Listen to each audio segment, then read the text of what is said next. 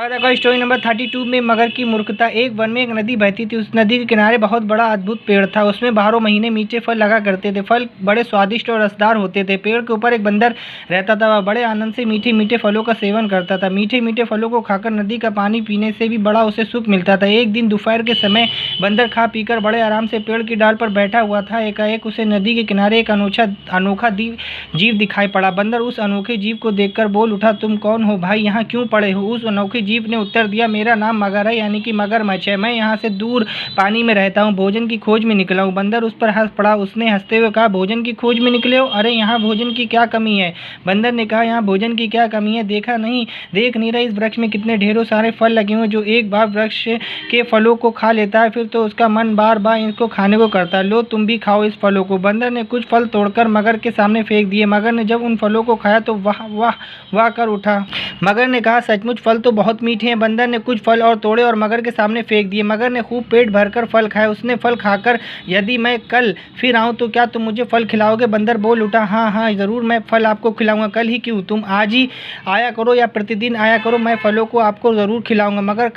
मगर फल खाकर चला गया। दूसरे दिन वह फिर पहुंचा। बंदर ने उसे फिर फल खिलाया। दोनों ने एक दूसरे के साथ देर तक बात की। दोनों एक दूसरे से बातचीत करके बड़े प्रसन्न हुए, खुश हुए। मगर अब प्रतिदिन आने लगा। बंदर उसे प्रतिदिन बड़े प्रेम से फल खिलाने लगा। दोनों आपस में देर तक बात करने लगे। धीरे धीरे बंदर और मगर में बहुत घनिष्ठ मित्रता हो गई। दोनों एक दूसरे को हृदय से प्यार करने लगे। बंदर अकेला था, मगर पत्नी की भी थी, यानी कि बंदर अकेला था मगर की पत्नी भी थी। एक दिन की बात है, मगर ने बंदर से कहा, भाई मैं अकेला नहीं हूँ, मेरे घर मेरी पत्नी भी है। बंदर ने आश्चर्य से स्वर में कहा, अरे फिर तुमने मुझे पहले क्यों नहीं बताया? मैं अपनी भाभी के लिए भी ये फल भेजा करूँगा। उस दिन से बंदर मगर को फल खिलाने के साथ साथ उसकी अपनी भाभी यानी कि मगरमच्छ की वाइफ के लिए भी फल भेजने लगा। मगर की भी इसकी पत्नी को भी फल बड़े स्वादिष्ट लगे। मगर की पत्नी को भी स्वादिष्ट फल लगे। उसने कहा, अब तुम मेरे लिए प्रतिदिन फल लाया करो। मगर ने बड़े गर्व के साथ अपनी पत्नी से बंदर की मित्रता की चर्चा की। उसने कहा, मेरा घनिष्ठ मित्र है बंदर, मेरा घनिष्ठ मित्र है। वह जिस पेड़ पर रहता है उसमें ढेर सारे फल है। मैं प्रतिदिन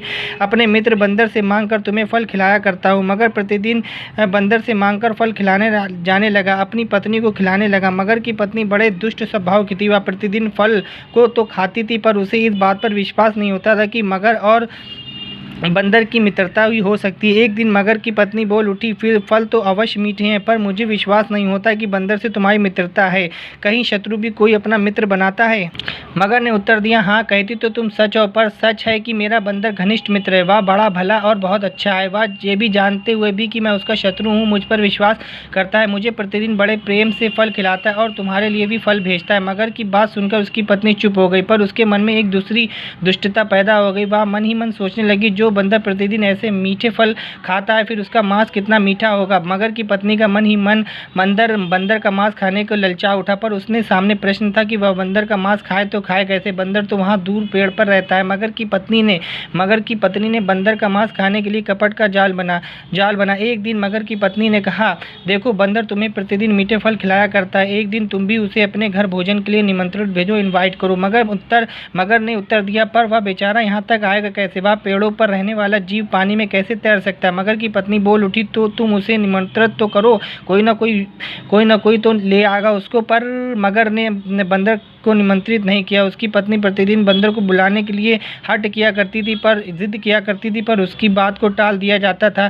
सच बात तो ये थी कि वह अपने घर बंदर को बुलाना नहीं चाहता था, पर मगर की पत्नी तो बंदर का मांस खाने की तुली हुई थी। उसने जब देखा कि उसका कपट जाल व्यर्थ हो गया तो उसने एक दूसरा नाटक रचा। एक दिन वह बीमारी का बहाना करके पड़ गई। जब मगर आया तो उसने मगर से कहा, मेरी बीमारी बड़ी कठिन है। बंदर के कलेजों को छोड़कर और किसी भी चीज़ को नहीं खा सकती, चाहे जैसे हो कहीं से बंदर का कलेजा लाओ। मगर आश्चर्यचकित होकर बोल उठा, बंदर का कलेजा? पर बंदर का कलेजा मैं कहाँ से लाऊं? मगर की पत्नी ने कहा, यदि तुम चाहते हो कि मैं मरने से बच सकूं तो तुम्हें मेरे लिए बंदर का कलेजा लाना ही पड़ेगा। तुम चाहे जो भी करो, बंदर का कलेजा मेरे लिए लाओ। वह तुम्हारा मित्र बंदर है ना, तुम आसानी से उसका कलेजा ला सकते हो। मगरमच्छ चौंक उठा, बंदर का कलेजा अपने मित्र का कलेजा? पर यह कैसे हो सकता है? मगर की पत्नी बोल उठी, क्यों नहीं हो सकता? मैं तुम्हारी पत्नी हूँ, क्या तुम अपनी पत्नी को प्राण बचाने के लिए अपने बंदर का कलेजा नहीं ला सकते? मगर ने उत्तर दिया, पर बंदर तो मेरा मित्र है, वह मुझे प्रतिदिन मीठे मीठे फल खिलाता है, मैं उसके साथ विश्वासघात कैसे कर सकता हूँ। मगर की पत्नी रोने का बहाना करने लगी और सिसकने लगी। वह सिसक सिसक कर कहने लगी, अच्छी बात है, तो तुम बंदर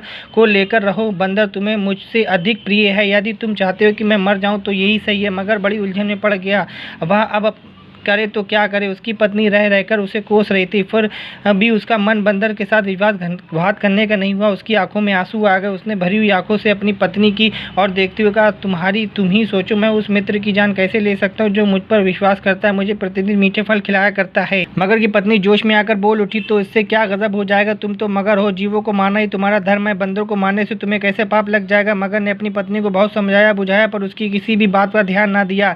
आखिर मगर भी करता तो क्या करता, ये विवश होकर बंदर के पास पहुंचा। बंदर तो मगर की राह देख ही रहा था। वह उसे देखते ही बोल उठा, अरे कहो मित्र, कहाँ रह गए थे, घर में सब ठीक ठाक तो है। मगर उन्हें उत्तर दिया, हाँ सब ठीक ठाक तो हैं, क्या बताऊँ, मेरी पत्नी बड़ी हठी है, वह कई दिनों से तुमसे मिलने के लिए व्याकुल हो रही थी, पर मैं टालता जा रहा था। इसी बात को लेकर आज हम दोनों कहाँ सुनी हो गई। उसका कहना है कि यदि आज मैं तुम्हें अपने साथ ना ले जाऊँ तो वह घर का द्वार ना खोलेगी। बंदर हंस उठा। उसने कहा, पर तुम दुखी मत हो, मेरे लिए तो ये बड़े हर्ष यानी कि खुशी की बात है, मुझे अपनी भाभी के दर्शन होंगे। पर कठिनाई तो ये है कि मैं तुम्हारे घर चलूँगा कैसे, मैं तो तैरना भी नहीं जानता। मगर बोल उठा, इसकी चिंता तुम मत करो, मैं तुम्हें अपनी पीठ पर बैठाकर अपने घर ले चलूँगा। फिर तो बंदर बड़ी प्रसन्नता से मगर के घर जाने के लिए तैयार हो गया। वह पेड़ के नीचे उतर पड़ा और मगर की पीठ पर जा बैठा। मगर उसे लेकर मझधार की ओर चल पड़ा। मगर जब गहरे पानी में पहुंचा तो पानी के भीतर डुबकी लगाने लगा। बंदर घबराकर बोल उठा, ये क्या कर रहे हो मित्र, इस प्रकार तो मैं डूब जाऊंगा। मगर ने उत्तर दिया, तुम डूब जाओगे तो मैं क्या करूं, मैं तुम्हें डुबकी लगाकर और नीचे जाऊंगा। सच पूछते हो तो मैं तुम्हें डुबोकर मारने के लिए ही यहाँ आया हूँ। बंदर मगर की बात सुनकर व्याकुल हो उठा, घबरा गया। उसने बड़े आश्चर्य से कहा, मुझे डुबोने का क्या मतलब, पर किस लिए, मैं तुम्हारा कौन सा बुरा किया। मगर ने उत्तर दिया, तुमने मेरा कुछ बुरा नहीं किया, परंतु ये बात, मेरी पत्नी बहुत बीमार है, यदि उसे बंदर का कलेजा ना खिलाया गया तो वह जीवित नहीं रह सकती। मैं तुम्हें मार कर तुम्हारा कलेजा अपनी पत्नी को खिला दूंगा, उसके प्राण बचाऊंगा। बंदर को मगर का विश्वासघात पर बहुत दुख हुआ, पर अब हो ही क्या सकता था, अब तो वह मगर की मुट्ठी में था। उसने सोचा, अब तो केवल एक ही उपाय, कोई ऐसी चालाकी की बात सोची है जिससे मगर मान ले कि वह मरने से बच जाए। बंदर सोचने लगा। बंदर ने सोचते सोचते कहा, यह तो बड़ी प्रसन्नता की बात है मित्र, मेरा कलेजा मेरी भाभी की जान बचाने के लिए काम आ जाए, मैं बड़ी प्रसन्नता से अपना कलेजा निकालकर तुम्हें सौंप देता, पर यह बात तुमने पहले मुझे क्यों नहीं बताई। मेरा कलेजा तो उस पेड़ पर ही रह गया, मैं अपने कलेजे को सुबह पेड़ पर ही रखा करता हूँ, यदि ये बात तुमने मुझे पहले बता दी होती तो मैं अपने कलेजों को ले आता। मगर बोल उठा, तो फिर चलो किनारे लौट चलें, तुम शीघ्र ही पेड़ पर से अपने कलेजे को ले लो, मेरी पत्नी बहुत बीमार है, यदि देर हुई तो प्राण उसके उखड़ जाएंगे। मगर ये कहता हुआ किनारे की ओर मुड़ पड़ा। वह शीघ्र ही बंदर को लेकर किनारे आ पहुंचा।